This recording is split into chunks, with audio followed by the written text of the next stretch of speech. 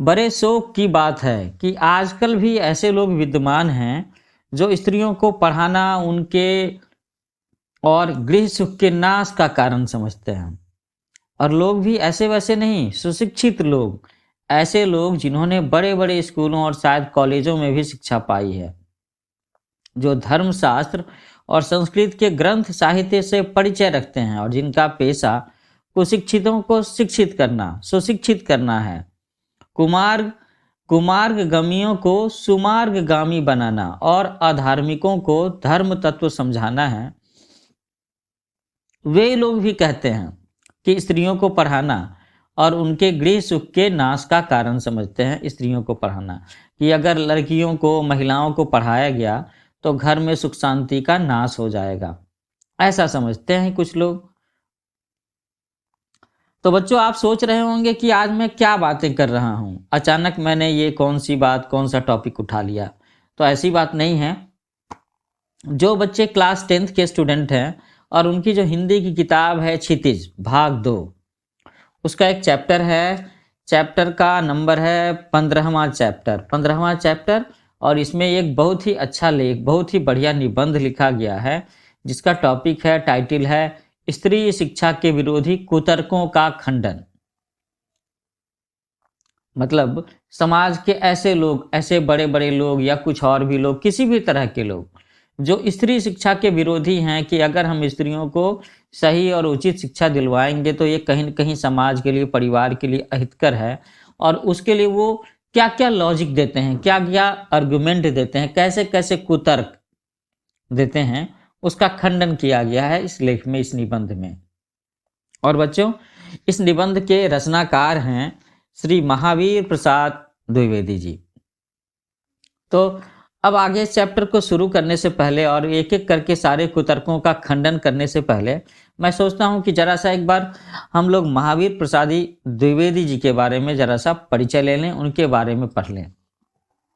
ये बड़ी अच्छी बात रहेगी क्योंकि तब हम इनके लिखे हुए बातों को ज़्यादा अच्छे से समझ पाएंगे, इनका क्या व्यू पॉइंट है और कैसे इन्होंने इस चीज़ को काटने की कोशिश की है, कैसे इन्होंने उन कुतर्कों का खंडन किया है ना।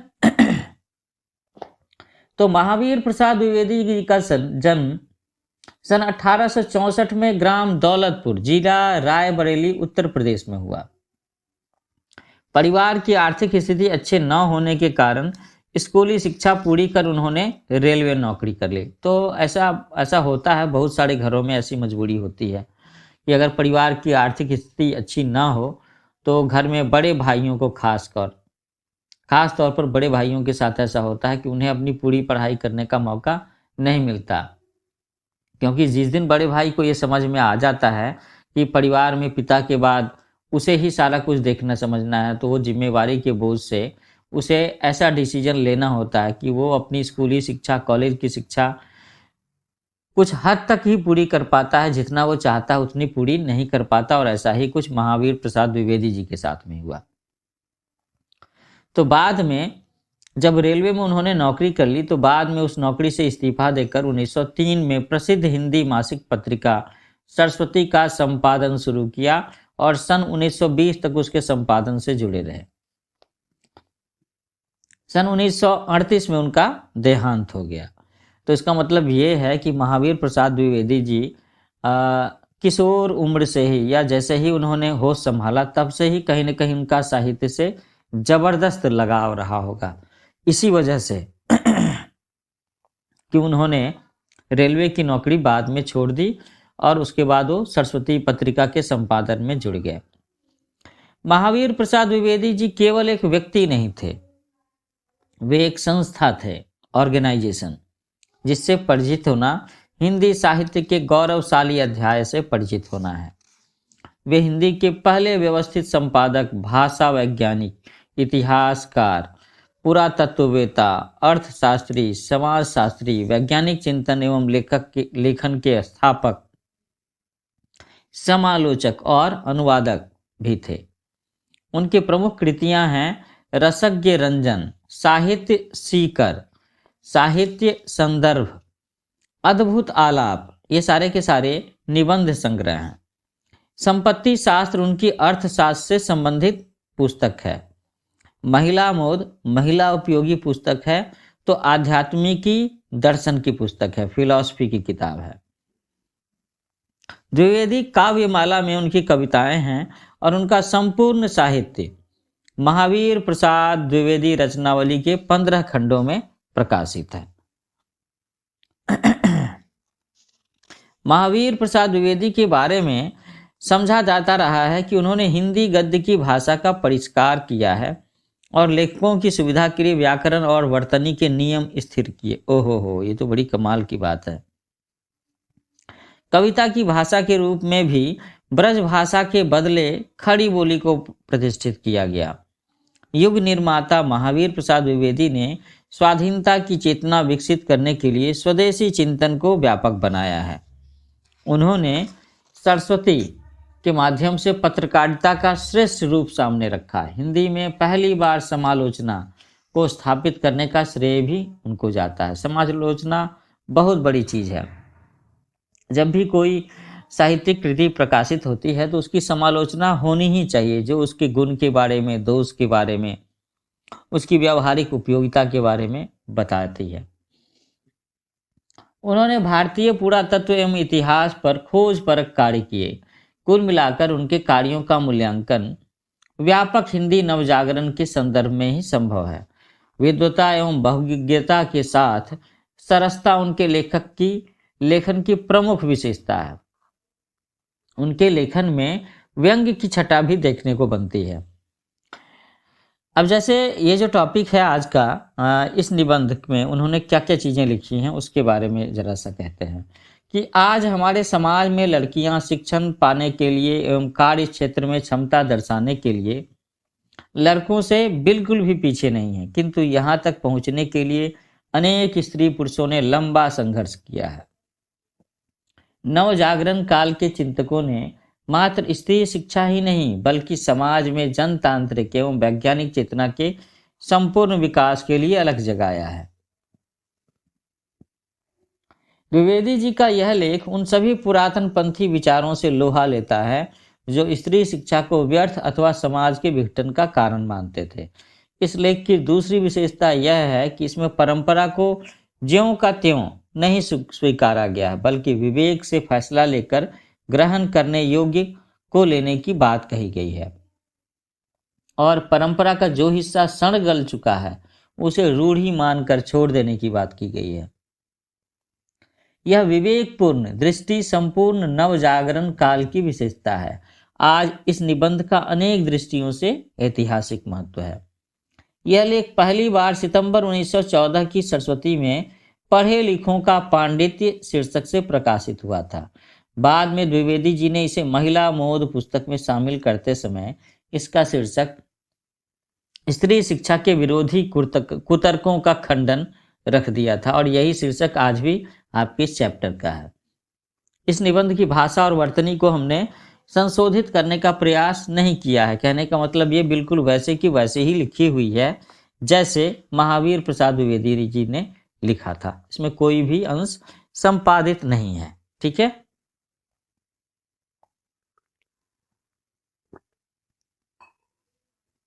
तो बच्चों अब हम लोग शुरू करते हैं कि आखिर द्विवेदी जी ने कौन कौन से कुतर्कों का खंडन किया है।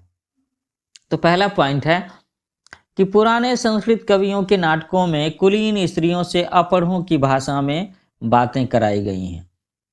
इससे प्रमाणित होता है कि इस देश में स्त्रियों को पढ़ाने की चाल न थी। होती तो इतिहास पुराणादि में उनको पढ़ाने की नियमबद्ध प्रणाली जरूर लिखी मिलती। पॉइंट नंबर 2, स्त्रियों को पढ़ाने से अनर्थ होते हैं। शकुंतला इतना कम पढ़ी लिखी थी कि गंवारों की भाषा में मुश्किल से एक छोटा सा श्लोक वह लिख सकी थी। इस पर भी उसकी इस इतनी कम शिक्षा ने भी अनर्थ कर डाला। शकुंतला ने जो कटु वाक्य दुष्यंत को कहे वह इस पढ़ाई का ही दुष्परिणाम था। पॉइंट नंबर 3, जिस भाषा में शकुंतला ने श्लोक रचा वह अपढ़ों की भाषा थी। अतएव नागरिकों की भाषा की बात तो दूर रही, अपढ़ गंवारों की भी भाषा पढ़ाना स्त्रियों को बर्बाद करना है। तो इस तरह की दलीलों का सबसे अधिक प्रभावशाली उत्तर उपेक्षा ही है। उपेक्षा का मतलब क्या, कि हम इस तरह की तर्कों का, इस तरह की दलीलों पर ध्यान न दें। फिर भी तथापि हम 2-4 बातें लिख देते हैं। अब यहाँ से शुरू होता है खंडन। ऊपर की जो 3 पॉइंट हम लोगों ने पढ़े वो कुतर्क थे, जो उस तरह के कुछ लोगों के द्वारा, मनीषियों के द्वारा दिए गए हैं, जो आज भी स्त्री शिक्षा के विरोधी हैं। और बच्चों, मैं कहना चाहूँगा कि भले ही यह निबंध सन 1914 में लिखा गया था, फिर भी आज के दिन में भी यह लेख काफ़ी प्रासंगिक है। अब देखते हैं कि क्या क्या इन्होंने खंडन किया है। कि नाटकों में स्त्रियों का प्राकृत बोलना उनके अपर होने का प्रमाण नहीं। अधिक से अधिक इतना ही कहा जा सकता है कि वे संस्कृत न बोल सकती थीं। संस्कृत न बोल सकना न अपर होने का सबूत है और न ही गंवार होने का। अच्छा, तो उत्तर रामचरित में ऋषियों की वेदांतवादिनी पत्नियां कौन कौन सी भाषा बोलती थीं? उनकी संस्कृत क्या कोई गंवारी संस्कृत थी? भवभूति और कालिदास आदि के नाटक जिस जमाने के हैं, उस जमाने में शिक्षितों का समस्त समुदाय संस्कृत ही बोलता था। इसका प्रमाण पहले कोई दे ले, तब प्राकृत बोलने वाली स्त्रियों को अपढ़ बताने का साहस करे। इसका क्या सबूत है कि उस जमाने में भी बोलचाल की भाषा प्राकृत न थी? सबूत तो प्राकृत के चलन के ही मिलते हैं। प्राकृत यदि उस समय की प्रचलित भाषा न होती तो बौद्धों तथा जैनों के हजारों ग्रंथ उसमें क्यों लिखे जाते, और भगवान शाक्य मुनि तथा उनके चेले प्राकृत में ही क्यों धर्मोपदेश देते? बौद्धों के त्रिपिटक ग्रंथ की रचना प्राकृत में किए जाने का एकमात्र कारण यही है कि उस जमाने में प्राकृत ही सर्वसाधारण की भाषा थी। और ये एक बहुत बड़ी बात है। मुझे लगता है इस पर थोड़ा सा हिस्टोरिकल रिसर्च भी करने की ज़रूरत है, और लोग कहीं न कहीं ये पता लगा लेंगे और ये पता चल ही जाएगा कि सचमुच में प्राकृत भाषा उस समय इतनी ज़्यादा पॉपुलर क्यों थी और वो जनसाधारण की भाषा क्यों थी। बच्चों, ये बात बिल्कुल वैसे ही है जैसे कि अगर हम ये कहें कि शहरों में जाने के बाद में आधी या आधी से ज़्यादा आबादी आजकल के समय में अंग्रेजी बोलती है, अंग्रेजी में लिखती है। तो इसका मतलब ये थोड़े ना है कि अंग्रेज अनपढ़ों की भाषा है। नहीं, ऐसा नहीं कह सकते।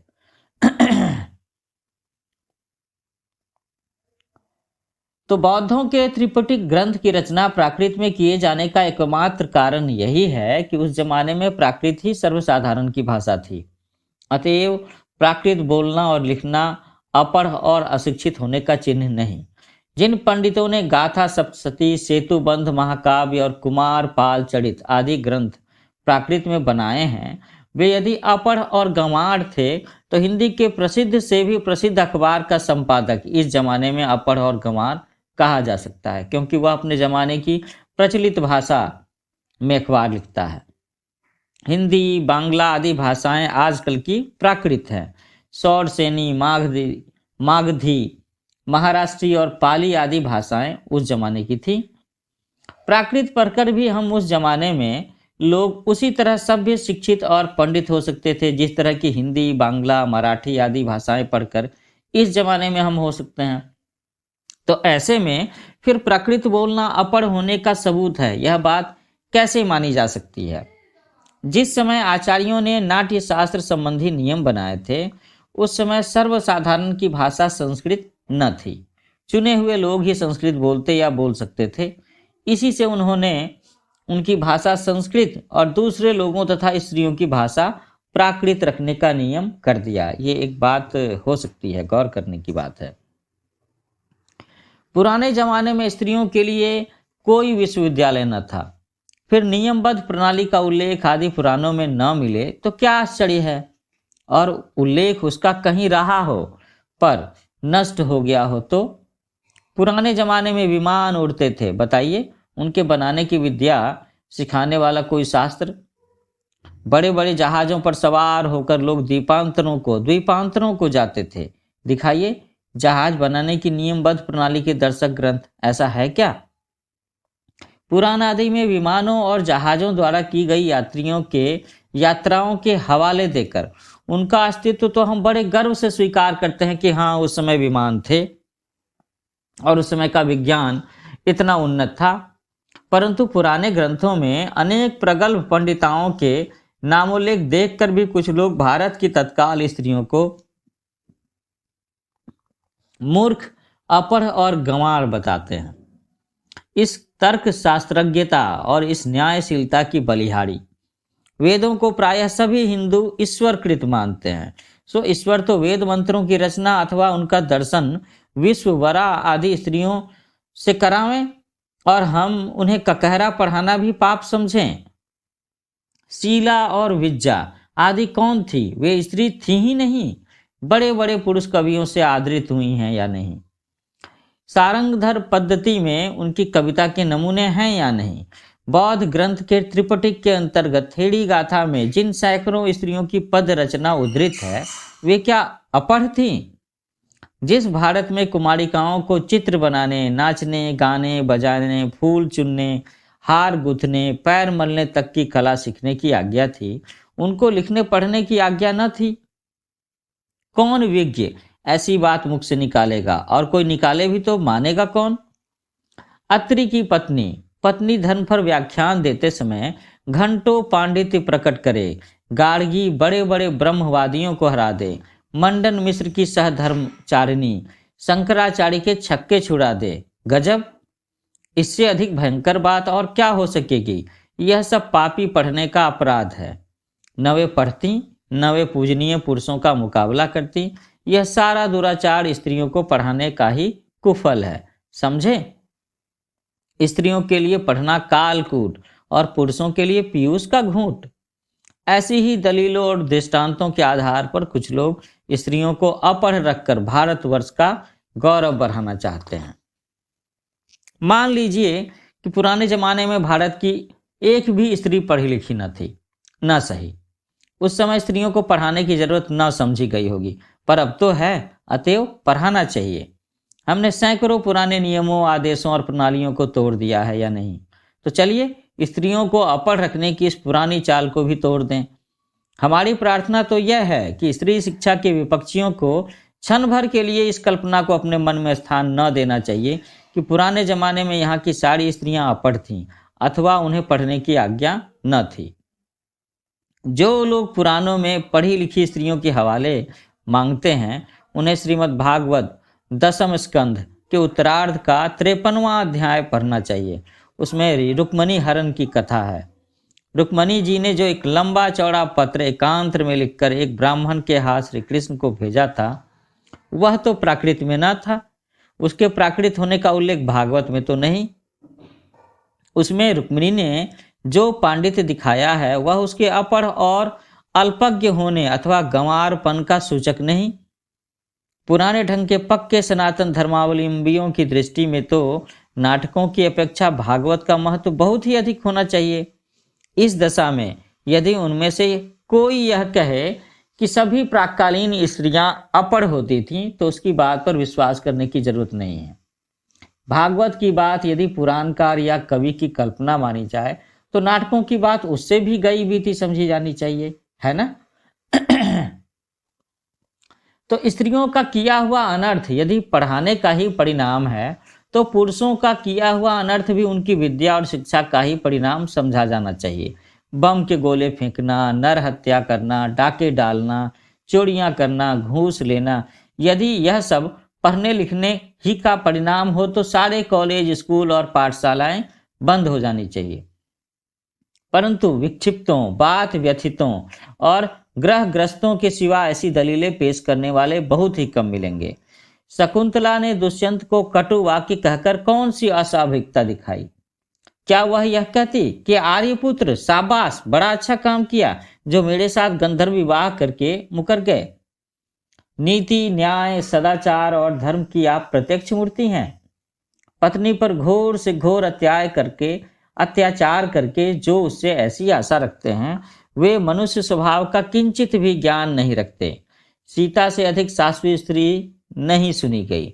जिस कवि ने शकुंतला नाटक में अपमानित हुई शकुंतला से दुष्यंत के विषय में दुर्वाक्य कहाया है, उसी ने परित्यक्त होने पर सीता से रामचंद्र के विषय में क्या कहाया है, सुनिए। वाच्यस्तवया मद्वंचनात् स राजा वह्यो विशुद्धामति यत्समक्षमम् मां लोकवाद श्रवणाद हासिः श्रुतस्य तंतिक्व सदृशंकुलस्य। लक्ष्मण, जरा उस राजा से कह देना कि मैंने तो तुम्हारी आंख के सामने ही आग में कूदकर अपनी विशुद्धता साबित कर दी थी, इस पर भी लोगों के मुख से निकला मिथ्यावाद सुनकर ही तुमने मुझे छोड़ दिया। क्या यह बात तुम्हारे कुल के अनुरूप है, अथवा क्या यह तुम्हारी विद्वता या महत्ता को शोभा देने वाली है? तो सीता का यह संदेश कटु नहीं तो क्या मीठा है। राजा मात्र कह करके उनके पास अपना संदेशा भेजा। यह उक्ति न किसी गंवार स्त्री की किंतु महाब्रह्म ज्ञानी राजा जनक की लड़की और मनवादी महर्षियों के धर्मशास्त्रों का ज्ञान रखने वाली रानी की बात है। नृपस्य वर्णाश्रम पालनं यत स ये एव धर्मो मनुना प्रणीतः। सीता की धर्म शास्त्रज्ञता का यह प्रमाण वहीं आगे चलकर कुछ ही दूर पर कवि ने दिया है। सीता परित्याग के कारण वाल्मीकि के समान शांत, नीतिज्ञ और क्षमाशील तपस्वी तक ने अस्तेयेव मन्युर्भर्गता ग्रजे में कहकर रामचंद्र पर क्रोध प्रकट किया है, और क्रोध की बात तो है ही। अतः शकुंतला की तरह अपने परित्याग को अन्याय समझने वाली सीता का रामचंद्र के विषय में कटुवाक्य कहना सर्वथा स्वाभाविक है, नेचुरल है। न यह पढ़ने लिखने का परिणाम है, न गंवारपन का, न अकुलीनता का। पढ़ने लिखने में स्वयं कोई बात ऐसी नहीं जिससे अनर्थ हो सके। अनर्थ का बीज उसमें हरगिज नहीं। अनर्थ पुरुषों से भी होते हैं, अपढ़ों और पढ़े लिखों दोनों से होते हैं। अनर्थ दुराचार और पापाचार के कारण ही होते हैं, और वे व्यक्ति विशेष का चाल चलन देखकर जाने भी जा सकते हैं। अतएव स्त्रियों को अवश्य पढ़ाया जाना चाहिए। जो लोग ये कहते हैं कि पुराने जमाने में यहाँ स्त्रियां न पढ़ती थीं अथवा उन्हें पढ़ने की मुमानियत थी, वे या तो इतिहास से अनभिज्ञता नहीं रखते या जानबूझकर लोगों को धोखा देते हैं। समाज की दृष्टि में ऐसे लोग दंडनीय हैं, क्योंकि स्त्रियों को निरक्षर रखने का उपदेश देना समाज का अपकार और अपराध करना है और समाज की उन्नति में बाधा डालना है।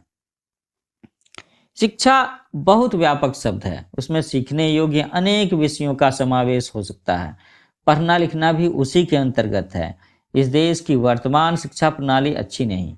इस कारण यदि कोई स्त्रियों को पढ़ाना अनर्थकारी समझे तो उसे उस प्रणाली का संशोधन करना या कराना चाहिए। खुद पढ़ने लिखने वालों को दोष न देना चाहिए। लड़कों की ही शिक्षा प्रणाली कौन सी बड़ी अच्छी है? प्रणाली बुरी होने के कारण क्या किसी ने यह राय दी है कि सारे स्कूल और कॉलेज बंद कर दिए जाएं? आप खुशी से लड़कियों और स्त्रियों की शिक्षा प्रणाली का संशोधन कीजिए। उन्हें क्या पढ़ाना चाहिए, कितना पढ़ाना चाहिए, किस तरह की शिक्षा देनी चाहिए और कहाँ पर देनी चाहिए, घर में या स्कूल में, इन सब बातों पर बहस कीजिए, विचार कीजिए, जी में आवेशो कीजिए। पर परमेश्वर के लिए यह न कहिए कि स्वयं पढ़ने लिखने में कोई दोष है। वह अनर्थकर है, वह अभिमान का उत्पादक है, वह गृह सुख का नाश करने वाला है। ऐसा कहना 16 आने मिथ्या है, गलत है, बिल्कुल गलत है। तो बच्चों, इस तरीके से इस निबंध में महावीर प्रसाद द्विवेदी जी ने बड़े असरदार शब्दों में, बड़े जोरदार शब्दों में और अपने तर्कों के जरिए उन सारे कुतर्कों का खंडन किया है जिनके जरिए पहले से, काफ़ी समय पहले से और आज भी कई बार लोग कहते हैं कि महिलाओं को, लड़कियों को शिक्षा देना उचित नहीं है या कहीं न कहीं समाज में दुख का कारण है, नाश का कारण है, परिवार की दुख का कारण है। ये बिल्कुल ही गलत बात है और इसको बड़े अच्छे शब्दों में, बड़े असरदार तरीके से महावीर प्रसाद द्विवेदी जी ने अपना तर्क दे करके इस चीज़ को साबित किया है। और मैं भी इस चीज़ का समर्थन करता हूँ जो बात महावीर प्रसाद द्विवेदी जी ने किया है। तो बच्चों, एक बार जरा सा शब्द संपदा सेक्शन में देखते हैं, क्योंकि महावीर प्रसाद द्विवेदी जी की हिंदी सचमुच में बहुत ही अच्छी हिंदी है। इसे आदर के साथ पढ़ने की ज़रूरत है, इसे रिस्पेक्ट देने की ज़रूरत है, इससे सीखने की ज़रूरत है। बहुत ही अच्छी हिंदी लिखी है इन्होंने। तो हम लोग देखते हैं कौन कौन से शब्द हैं।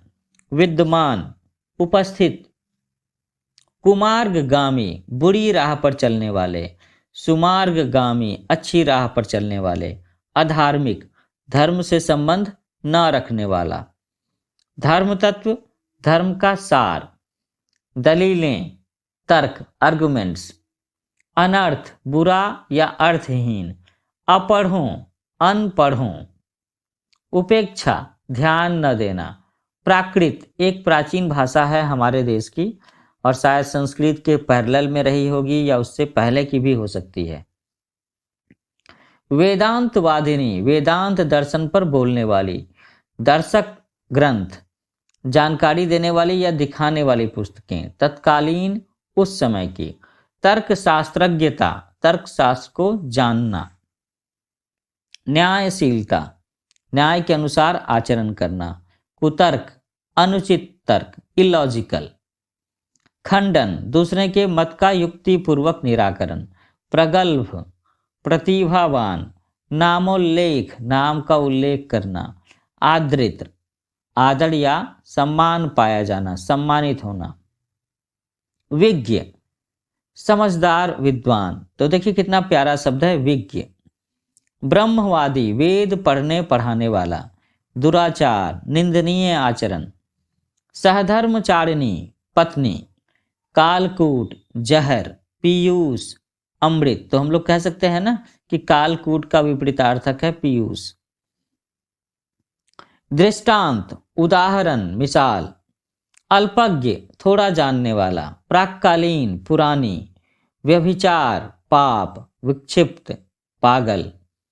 बात व्यथित बातों से दुखी होने वाले लोग। ग्रहग्रस्त पाप ग्रह से प्रभावित। किंचित थोड़ा। दुर्वाक्य निंदा करने वाली वाक्य या बात। परित्यक्त पूरे तौर पर छोड़ा हुआ। मिथ्यावाद झूठी बात। कलंकारोपण दोष मढ़ना, दोषी ठहराना। निर्भर्त्सना तिरस्कार निंदा। नीतिज्ञ नीति जानने वाला। हरगिज किसी हालत में। मुमानियत रोक या मनाही। अभिज्ञता जानकारी या ज्ञान होना। इसी का विपरीतार्थक है अनभिज्ञता। अपकार अहित, उपकार और अपकार एक दूसरे के विपरीतार्थक हैं।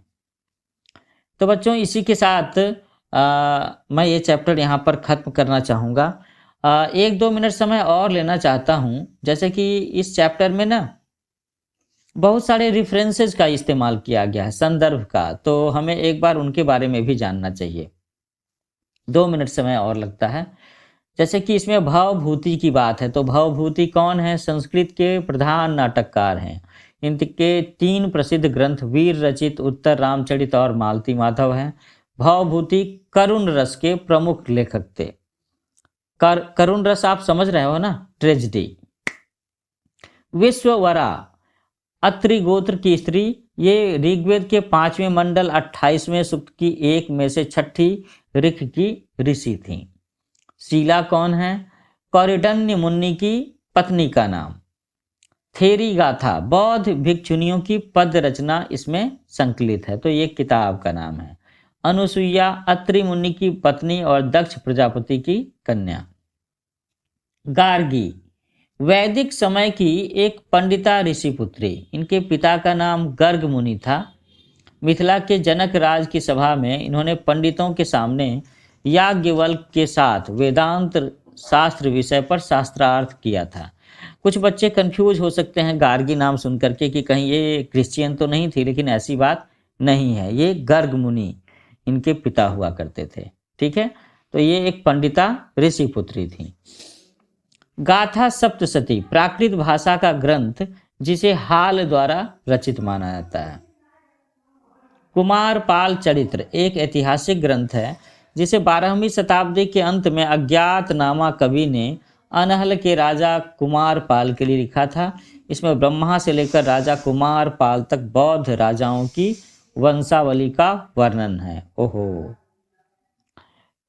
त्रिपिटक ग्रंथ गौतम बुद्ध ने भिक्षु भिक्षुनियों को अपने सारे उपदेश मौखिक दिए थे। उन उपदेशों को उनके शिष्यों ने कंठस्थ कर लिया था और बाद में उन्हें त्रिपिटक के रूप में लेखबद्ध किया। ये 3 त्रिपिटक हैं, सुत या सूत्र पीटक, विनय पीटक और अभिधर्म पीटक। शाक्य मुनि, शाक्य वंशीय होने के कारण गौतम बुद्ध को शाक्य मुनि भी कहा जाता है। नाट्य शास्त्र, भरत मुनि रचित काव्य शास्त्र संबंधी संस्कृत के इस ग्रंथ में मुख्यतः रूपक नाटक का शास्त्रीय विवेचन किया गया और इसकी रचना 300 ईसा पूर्व मानी जाती है। अच्छा।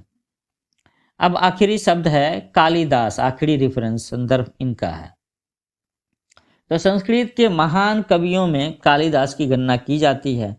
इन्होंने कुमार संभव, रघुवंश एक महाकाव्य है, ऋतु संहार, मेघदूत खंड काव्य है, विक्रमोर्वशीय, मालविकाग्निमित्र और अभिज्ञान शाकुंतलम नाटक की रचना की है।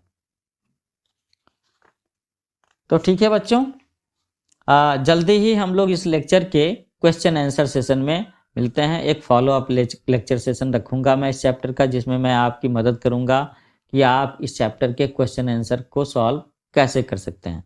तो आप मेरे चैनल को लाइक करना, शेयर करना, सब्सक्राइब करना ना भूलें। इसका नाम है न्यू एज कोचिंग और जल्द ही आपको और भी विषयों के लेक्चर्स मिलेंगे जो आपकी पढ़ाई में आपकी काफ़ी मदद करेंगे।